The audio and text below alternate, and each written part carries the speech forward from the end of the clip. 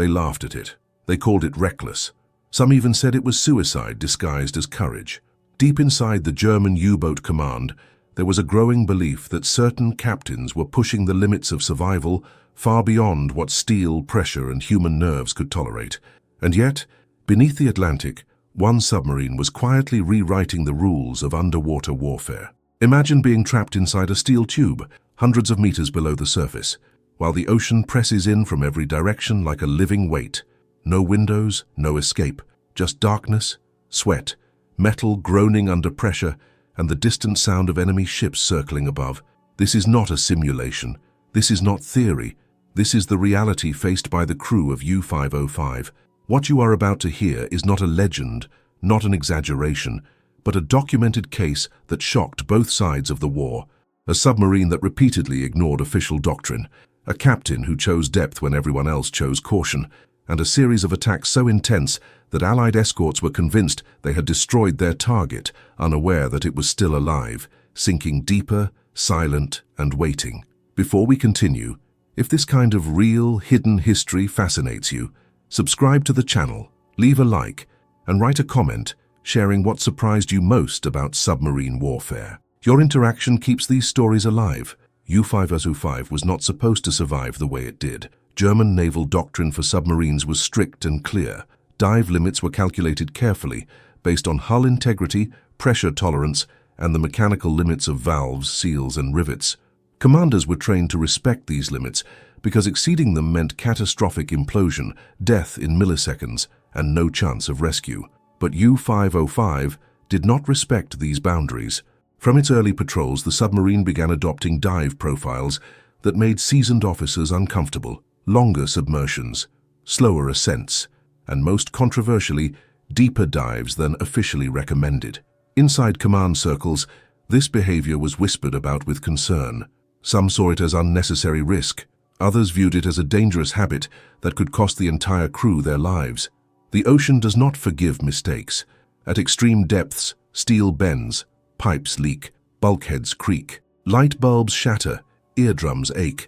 The human body reacts with fear long before the hull gives way. Every extra meter downward multiplies the pressure, squeezing the submarine as if it were a fragile shell. Yet again and again, U-505 descended past what was considered safe. Why would a captain make such a decision? Because above the submarine, death was often immediate. Allied escorts had refined anti-submarine warfare to a terrifying level. Sonar pings echoed through the water. Destroyers moved in coordinated patterns.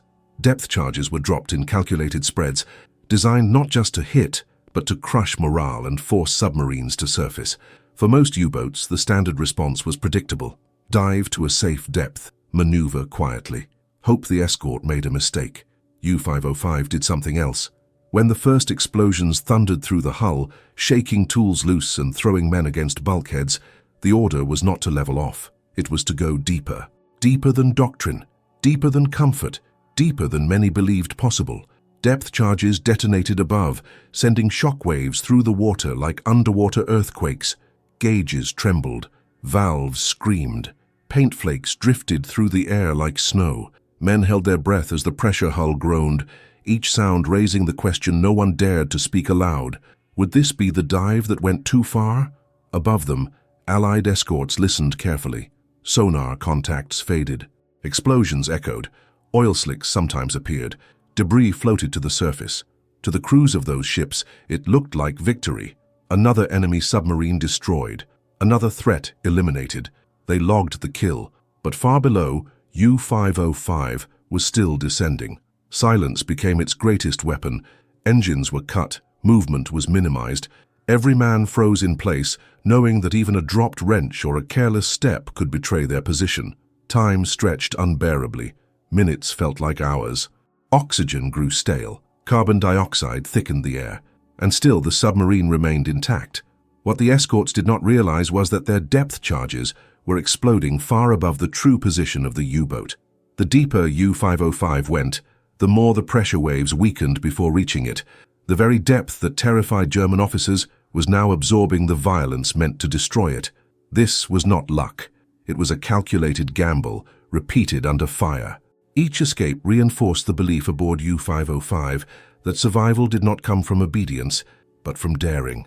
Yet every successful dive also pushed the submarine closer to its physical limits, leaving invisible scars in the hull and deeper scars in the minds of the crew. Because the ocean keeps score, and sooner or later every rule that is broken demands a price. The crew of U-505 did not know it yet, but the dives that saved them from 9 separate depth charge attacks were also setting the stage for the most dramatic and unexpected moment in the submarine's history.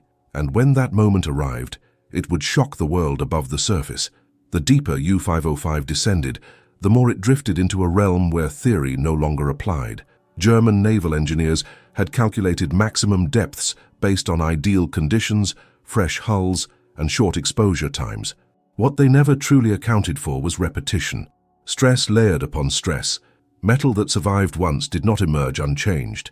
Each extreme dive subtly weakened the submarine, even if no one could see it. Inside the control room, gauges became objects of obsession. Needles quivered at the edge of red zones. Sweat ran down faces despite the cold. Men spoke less. Every creak of the hull sounded louder than the last, echoing through the narrow compartments like a warning whispered by the sea itself. Depth charge attacks were no longer rare interruptions. They became expected. Allied escorts had learned to saturate areas with explosives, dropping patterns designed to trap submarines in invisible cages of pressure and sound.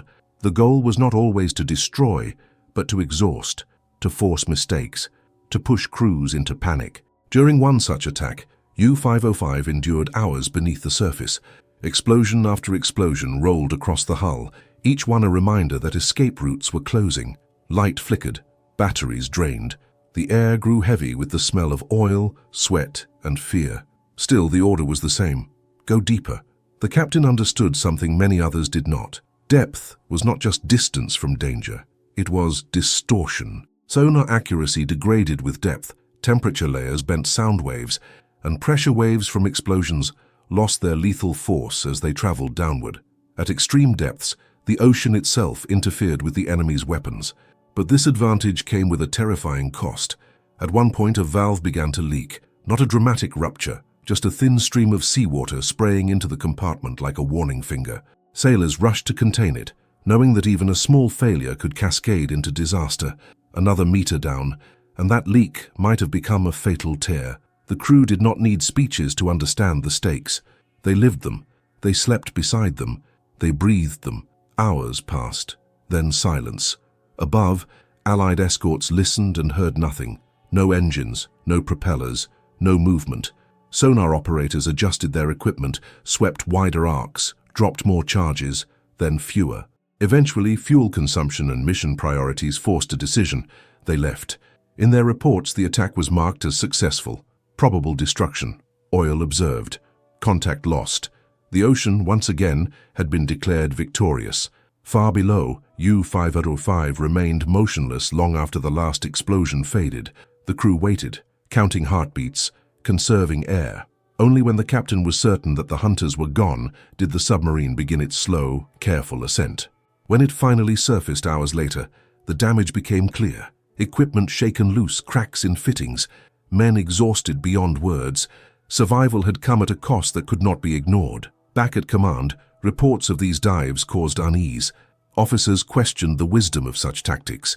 Some argued that U-505 was tempting fate, surviving not because the method was sound, but because the ocean had not yet demanded payment. Others quietly took note.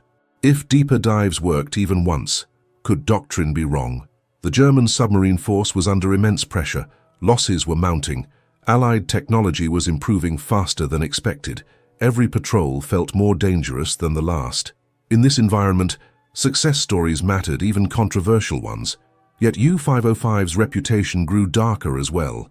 Whispers spread among crews. A boat that survived too much.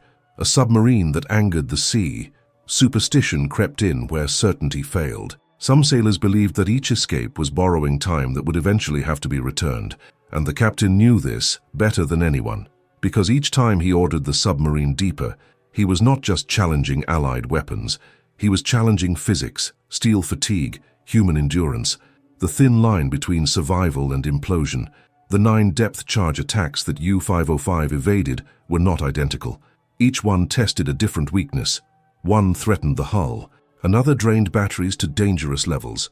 Another pushed oxygen levels so low that men became dizzy and disoriented. The ocean adapted. So did the enemy. By the time U-505 sailed again, Allied commanders were no longer satisfied with assumptions. New tactics were being developed, tighter search patterns, more precise depth settings, longer hunts designed to wait submarines out rather than scare them into surfacing.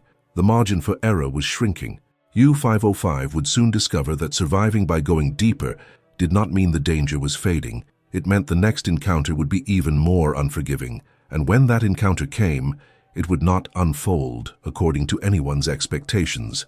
As the war intensified, the Atlantic became less a battlefield and more a trap. Every patrol corridor was watched, every convoy was guarded.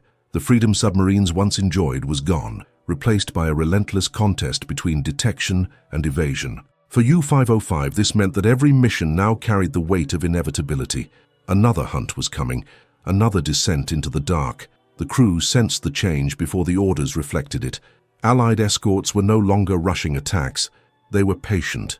They circled longer, listening instead of striking. Sonar pulses came at irregular intervals, designed to confuse rather than intimidate. The enemy had learned that fear alone no longer worked against a submarine willing to sink beyond comfort. During one particularly brutal encounter, U-505 found itself pinned beneath a slow-moving escort group. The first depth charges were deliberate, spaced widely, testing reactions. The second wave tightened the pattern. The explosions were closer now, sharper, sending violent shudders through the hull. Once again, the command was given. Down. The submarine slid into darker water, past layers of temperature where sound bent unpredictably. Inside, the pressure hull protested with low metallic groans, like a living thing resisting compression. Men clenched their jaws, hands gripping rails and pipes, bracing themselves for a failure that might come without warning. At this depth, instruments became unreliable. Compass readings drifted, pressure gauges flickered. The margin between calculated risk and blind faith disappeared. What remained was instinct, discipline, and trust in steel that had already been pushed too far too many times. Above, the escorts adjusted. Depth charges were set deeper than before. Explosions followed, closer than expected. One detonation extinguished lights across multiple compartments. Darkness swallowed the interior, broken only by emergency lamps and shouted orders. In that moment, something shifted. The crew realized that their greatest advantage had become their greatest vulnerability. Depth no longer guaranteed safety, it only delayed the outcome. Each extra meter down reduced maneuverability, drained batteries faster, and intensified every mechanical weakness. The submarine could hide, but it could not fight. For hours, the attack continued. The escorts rotated, maintaining pressure without exhausting themselves. They waited for the signs they knew would come eventually. A surfaced periscope, a rising propeller sound, a forced ascent. Inside U-505, carbon dioxide levels climbed. Men grew sluggish. Simple tasks required effort. The air tasted sharp and stale. Silence, once a shield, now felt like suffocation. The captain faced a decision no doctrine could answer.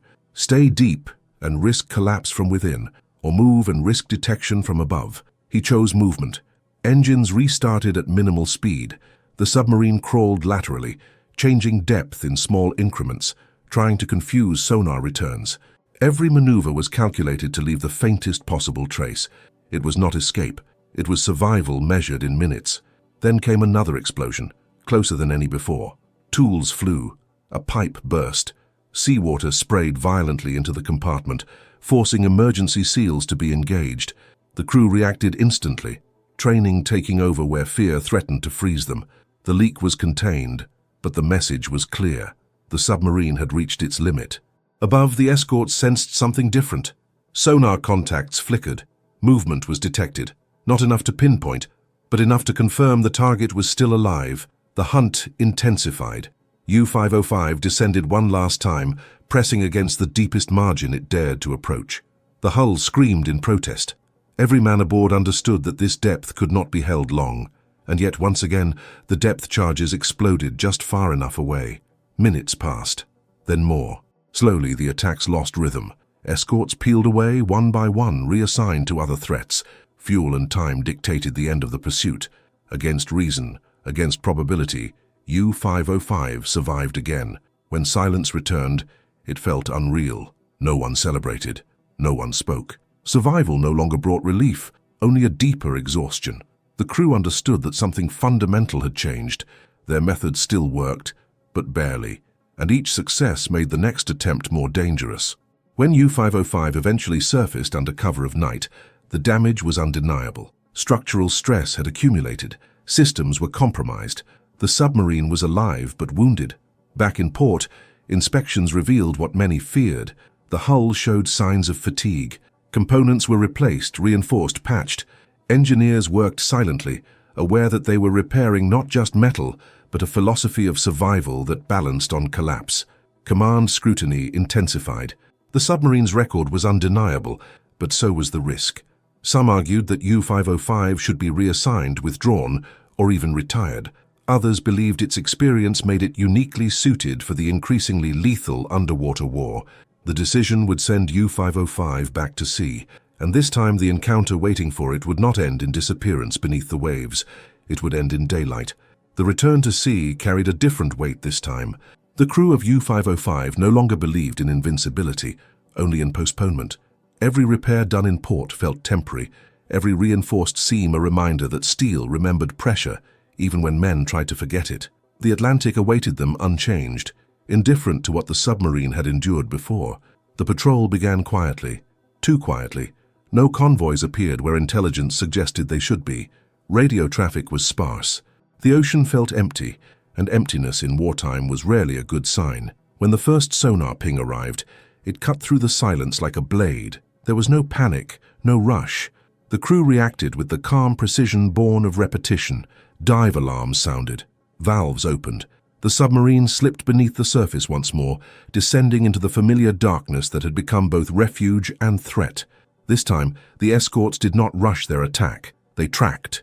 U-505 moved slowly, deliberately minimizing noise. The captain resisted the instinct to go deep immediately. The enemy had learned. A sudden plunge now would only confirm expectations. Instead, the submarine held at a moderate depth, drifting, listening, feeling the water through the hull. Then the first depth charges fell. They were closer than expected. Explosions rippled through the water, striking the hull with concussive force. Lights flickered. Men braced themselves. The submarine shuddered but held. The order came, calm and unmistakable. Down. U-505 descended again, passing through layers where sound twisted and pressure tightened its grip. The familiar groaning returned, louder now, more insistent. The hull no longer complained. It warned. Depth charges followed, set deeper than before. Allied commanders had adjusted their calculations, narrowing the gap between assumption and reality. Each explosion felt sharper, more personal, as if the sea itself was striking back. Inside, systems began to fail in small, dangerous ways. A pump lagged, a gauge stuck, batteries drained faster than projected. The margin that once existed between daring and disaster shrank to almost nothing. Still, the submarine survived. For hours, the escorts maintained pressure.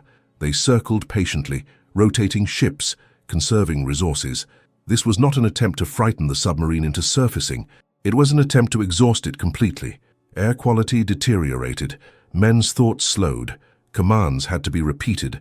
The silence between explosions grew heavier than the explosions themselves. The captain understood the truth before anyone else spoke it. The tactic that had saved them so many times could not save them forever.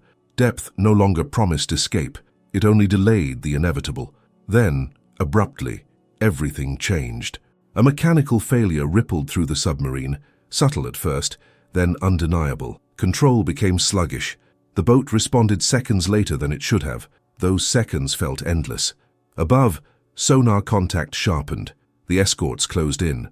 Another series of explosions rocked the hull, closer than any before. Tools flew. A compartment flooded partially before emergency measures contained it. The crew worked in near darkness, hands moving by memory rather than sight. The submarine was no longer slipping away unnoticed. It was being forced upward, slowly, unwillingly, dragged toward the surface by damage rather than choice. The captain made a decision that contradicted every instinct formed over months of survival. He ordered the submarine to rise, not to surface fully, but to abandon the depth that had defined U-505's identity. Remaining below meant suffocation or implosion. Ascending meant exposure. Either way, the ocean was collecting its due. As U-505 climbed, sonar pings intensified, propellers churned overhead, the soundscape changed from distant menace to immediate threat. The crew prepared for the worst, knowing that once near the surface, options vanished. Then came a pause, not silence, but uncertainty. The escorts adjusted position, anticipating a different outcome. Their confidence grew.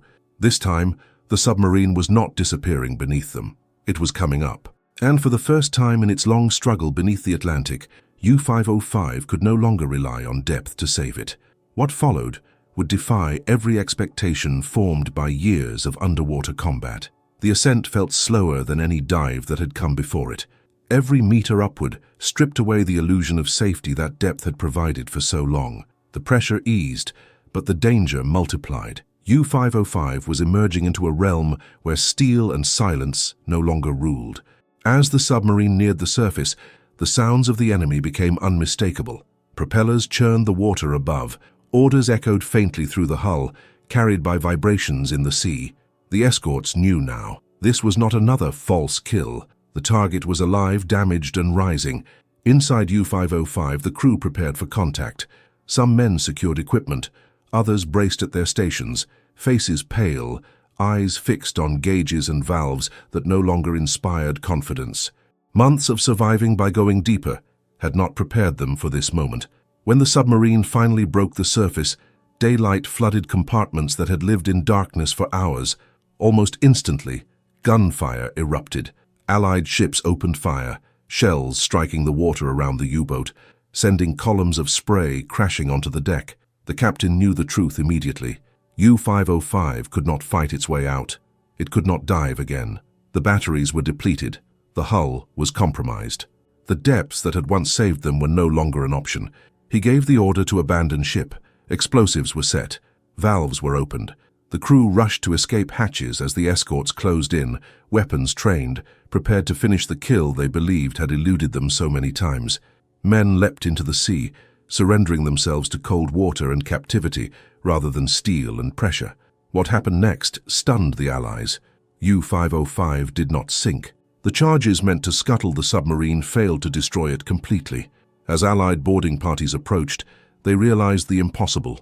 The enemy submarine, battered and infamous for surviving 9 depth-charge attacks, was still afloat.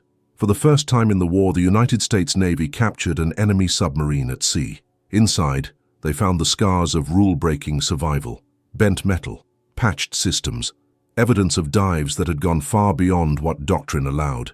The very tactics once mocked by German officers had kept the submarine alive long enough to make history. U-505 was towed away, not to the ocean floor, but into secrecy. Its capture was hidden from the public, its crew isolated, its existence erased from reports. Intelligence gathered from the submarine would save countless lives, revealing codes, procedures, and realities of underwater warfare. The irony was unavoidable. The submarine that survived by defying the rules did not meet its end beneath the sea. It was defeated only when depth was no longer an option, when endurance finally collided with exhaustion. Today, U-505 rests in silence, preserved not as a weapon, but as a witness. A steel reminder that survival sometimes comes from disobedience, that innovation is often mistaken for recklessness, and that the ocean rewards no one forever. They mocked its deep dives. They called them madness. But without them, U-505 would have vanished like so many others, lost to explosions and assumptions far above. Instead, it endured long enough to escape 9 depth-charge attacks, challenge everything both sides believed about underwater warfare, and leave behind a story written not in doctrine but in pressure, steel, and human resolve. And beneath that resolve lies a simple truth. The sea can be cheated, just not forever.